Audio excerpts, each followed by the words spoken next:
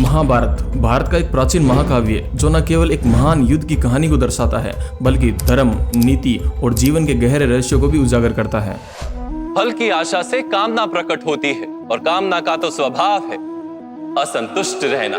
असंतोष से क्रोध उत्पन्न होता है और क्रोध से मोह जन्मता है। मोह के कारण व्यक्ति आचार और व्यवहार का ज्ञान ही भूल जाता है। ज्ञान के जाने से बुद्धि चली जाती है, अनुचित प्रकार के कार्य होने लगते हैं और समाज ऐसे व्यक्ति का शत्रु बन जाता है और अंत में ऐसे मनुष्य पूर्णतः पतन हो जाता है। क्या महाभारत सच में घटित हुई थी? अगर घटित हुई थी तो क्या आज भी हमारे पास सबूत हैं जिससे हम पता लगा सकते हैं कि कोई मनगढ़ंत कहानी नहीं बल्कि एक हकीकत है?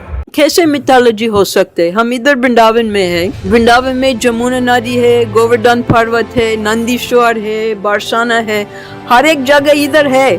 तो कैसे मिथोलॉजी हो सकते? The Lord Ram came as a person to this earth. The Dash Avatar, they came as persons. Ye yatam prapadyante tam sitaiva bhajam yaham.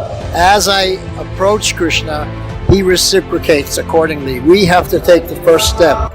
Mahabharat इतिहास की सबसे बड़ी कहानी है और इसमें 2 लाख लाइन है और 18 लाख वर्ड्स हैं और महाभारत वेद व्यास जी के द्वारा लिखी गई है और भगवान गणेश ने इसे लिखा था। अगर बात की जाए महाभारत के युद्ध की तो युद्ध आर्यभट्ट के हिसाब से 18 फरवरी 3102 बीसी के अंदर हुआ था और कुछ लोगों का मानना है कि युद्ध 3137 बीसी के अंदर हुआ था। मीन्स आज से लगभग 51 साल पहले युद्ध हुआ था।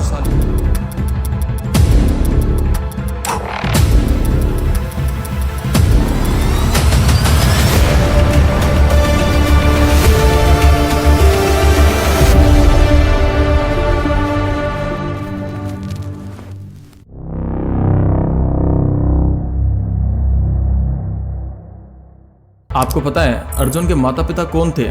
तो आप बोलोगे अर्जुन कुंती और पांडु के बेटे थे। अगर मैं आपसे पूछूं कि पांडु किसके बेटे थे तो शायद आप लोगों को नहीं पता होगा कि वो किसके बेटे थे, पर महाभारत में 50 से भी ज्यादा वंशज के बारे में हमें बताया गया है। अगर किसी को कहानी या कोई फिक्शनल स्टोरी ही बनानी थी तो 4 से 5 राजाओं के वंशज से भी काम चला सकता था, लेकिन महाभारत में हमें डिटेल एक्सप्लेनेशन दिया हुआ है। जैसे अर्जुन के माता पिता कुंती और पांडु थे और पांडु के माता पिता विचित्रवीर्य और अंबालिका थे। विचित्रवीर्य चित्रांगद और सत्यवती के पुत्र थे और चित्रांगद शांतनु के पुत्र थे। महाभारत में हम जनरली कौरवों और पांडवों की बात करते हैं, परंतु उसमें उनके 50 एंसेस्टर्स लिनिएज की पूरी बात आती है।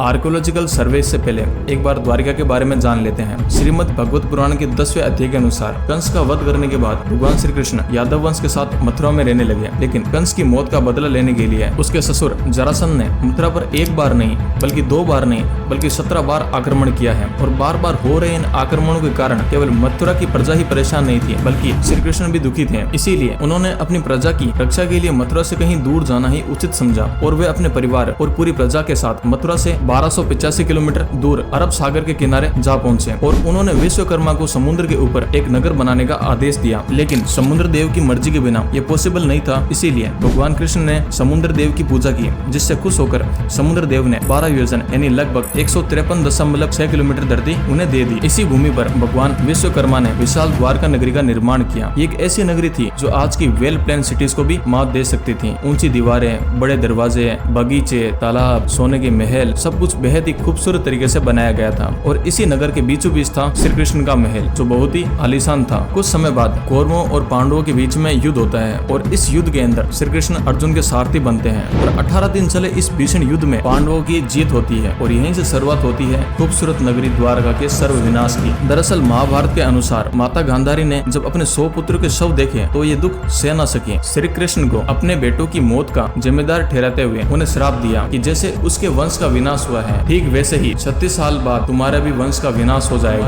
अब बात करते हैं आर्कियोलॉजिकल सर्वे की। तो सबसे पहला सर्वे 1963 के अंदर डेक्कन कॉलेज ऑफ पुणे के द्वारा लिया गया था और दूसरा सर्वे 1983 से 1990 के बीच में लिया गया था और इन सर्वे में बहुत सारे सबूत मिले हैं और उन सबूत की जब कार्बन डेटिंग की गई तो ये पता चलता है कि ये जो सबूत है कम से कम 5000 साल से भी पुराने हैं, यानी लगभग माना जा सकता है कि ये महाभारत के समय के हो सकते हैं। लेकिन दीवारों, पत्थरों और मूर्तियों का क्या, ये तो किसी भी युग के हो सकते हैं और इससे ये कैसे पता लगेगा कि ये द्वारका के ही अवशेष हैं। और इसको प्रूफ करने के लिए आर्कियोलॉजिस्ट ने द्वारिका का मेजरमेंट लेना शुरू कर दिया और आप ये सुनकर हैरान हो जाओगे कि उसका मेजरमेंट भी 153.6 स्क्वायर किलोमीटर था। भगवत पुराण के अनुसार ये उतनी ही जमीन थी जितनी समुद्र देव ने श्री कृष्ण को द्वारका बसाने के लिए दी थी। 2007 में जब डॉक्टर असा राव ने सर्वे किया तो उन्होंने बताया कि जो द्वारका की जो लोकेशन है वो गुजरात के वेस्टर्न मोस्ट साइड की टिप पर है और यही एग्जैक्ट लोकेशन हमारे ग्रंथों के अंदर भी मेंशन कर रखी है।